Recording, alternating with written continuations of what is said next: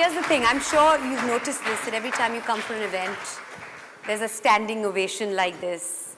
It's, you are referred to very often as a legend. How does that feel? That's a priceless feeling in itself, isn't it? Well, it feels very old to start off because to be called a legend, first of all, I don't believe I'm a legend, but to be called a legend, which means you have spent a lot of time on the field, whether, depending on whichever stream you come from, whether you are from Bollywood, whether you're from cricket or any other sport, or business, banking, any sector. There's a survey where the results revealed that you are the second most admired man in India.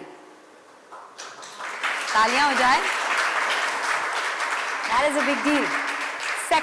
Second to whom? Second to our Prime Minister. Well, I think I can stand in the election now. I think if I ever want to get into politics, I'll have to really study a lot, do a lot of changes, and then maybe I'll be able to adapt. But it's a big thing to be admired by so many people, and thanks to cricket. If I was not playing cricket, I don't think there'll be so many people who would be admiring me. And a lot of times people say, "Oh, you are very lucky." I love when people say that, and I just tell them, it's not like I am lucky. It's just that the number of people I meet and the connect that I have with the people, they are the ones who pray for me. And that's why I'm so lucky. It's not like, I was born lucky, but over the years it has happened that, whenever there's a 50-50 scenario, more often than not, it turns in the favor of us, whether it's me as an individual or as a team. So, being lucky is important, but at the same time, I think the admiration and it's something, you feel a lot more satisfied looking at, the kind of ovation you get wherever you go and the kind of love and affection that people show towards you. We'll talk about luck in just a minute, but I'm going to make a prediction here. It is going to happen. I see it. MS Dhoni, Prime Minister of the country, couple of years from now, that is a possibility. I really believe. And then when this happens, you said Mandira Bedi predicted it, okay? Sitting on stage talking to Dhoni. But I think that's more pressure than, trying to win a World Cup. You don't take pressure. Imagine especially with the banking sector and everyone, the GDP is going down, the financial deficit is happening, export, import, all that thing. We are a big country. The number of people, that in itself is a big challenge. We talk about, local trains or buses or roads, but we are just too big, and it will take time, for us to become what some of the other countries are. But I always felt till your intention is right and you're moving forward thinking that this is what is good for the country or the state, that is the right decision. We've seen a World Cup win, we've seen a T20 World Cup win, we've seen India at number one, ranked at number one for 18 months in the test format. So you've given our country many, many, many priceless moments. A big round of applause for that, ladies and gentlemen. But what would you say is your priceless moment as far as the cricketing career is concerned, A as captain and B as player? Well, the answer would be very different. A lot of people would be expecting, okay, this is something that he would pick, that is something that he would pick. But the two special moments, first I would say it was just after the 2007 T20 World Cup. We landed in Mumbai. So for a lot of us, we were part of the team that went to England. And from England, we got selected and we went to South Africa for the T20 World Cup. So we won, we were coming back, and that day it was very cloudy and it was raining. So we started our descent, we were about to land, and I look outside, I'm like, you know what, it's raining, there would be nobody to receive us. We shall book all our flights and we'll go back to our respective cities because we have been out for so long. So we land, and even before immigration, there were like loads of people to receive us. And I still remember, we were in a double-decker bus. It was an open-top bus. No one can forget that experience. Raining, cloudy. Yes, and it took us literally 5 hours from the airport to the Wankhede Stadium. We all got wet. We were in the bus. We dried up somehow. We again got wet because in between again it was raining. So it happened like twice or thrice. And then the most memorable moment came. So what is called the Queen's Necklace. We are right in the center. There are people all around. There are cars parked all around. There are people on the street. You look ahead, there are thousands of people. You look behind, there's thousands of people. And everybody had a smile on their face. None of them were sitting in the car. All of them were outside. They were having their cameras. They had that smile. They were clicking pictures. I don't know how many of them actually missed their flights or were very late for work. It was not late. It would have been very late for work. But that's what it meant to them. We were thinking, okay, we'll go back home. And then the kind of response we got.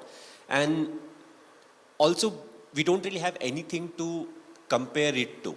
Because 2011 we won, but there was no celebration like that. Like this.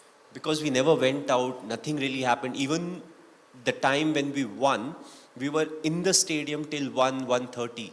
And we actually, I personally actually didn't see the people celebrate on the street. Whatever we saw was on television. So, that was a very memorable moment. The second would be, it was during the 2011 World Cup. It was during the finals. We were we were playing at Wankhede.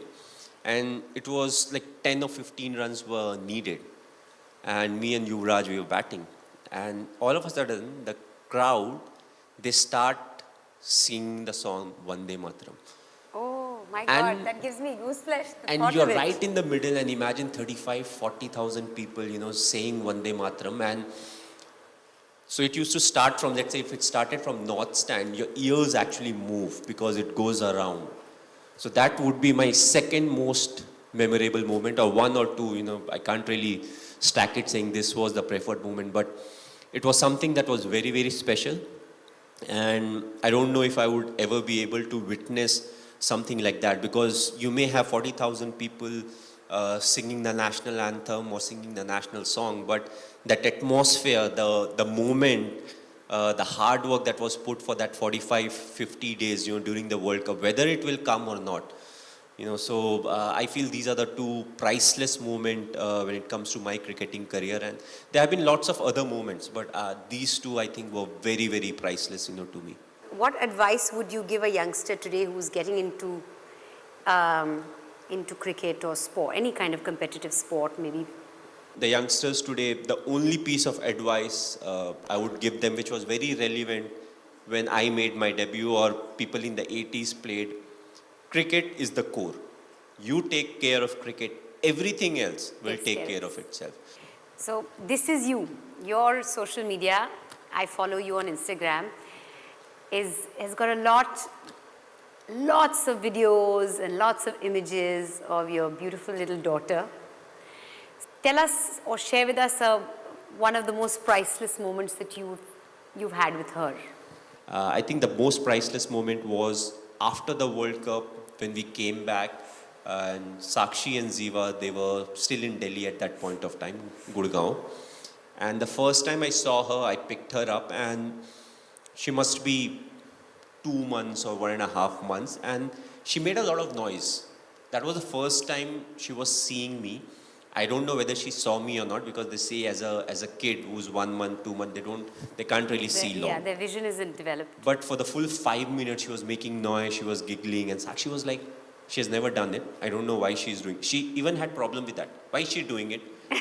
Why she never First you does were not it there. with me? Now she's come. Why is she responding to you like this? Yeah, so I think that was a priceless moment, because whatever said and done, that first time when you see your newborn, something happens which is very difficult to describe in word. And from that till now, she's 4.5, and every time she comes in and she has a new question or answer. And the latest is, when you ask me, okay, why do you love Papa? Papa is money. Oh, wow. I don't know who taught her, but she's straightforward. She's like, why do you love Papa? Oh, because Papa is money. That priceless moment that gave you your first grey hair. Do you remember it? I think it started very early in our career, because every game that you play when it comes to cricket, it may be your last game. So like my fifth game was almost my last game. People say different things about it, but I had not scored in the first 4 games. The fifth game, after the game, there was a selection meeting that was held. So there's 99% chances coming from Bihar, Jharkhand, which was not very well known for cricket. If I had not scored in that game, I think 90% I would have been kicked out of the team, which people say no, they That's would where have. your first grey hair came. I think so. Probably. Yeah. I think it's a good thing to have or get grey hair because it shows that you think about certain things in life. You do get stressed about things in life. But the amount of grey hair and beard that I've got, I think if I don't color my hair, I'll be like Amitabh Bachchan. That's how grey I am, So, Really? yes, at 39. See, that's one secret that he's just shared with us. No, See, this I have shared with a lot of people. You have? Big round of applause. MS Dhoni. Always straight from the heart.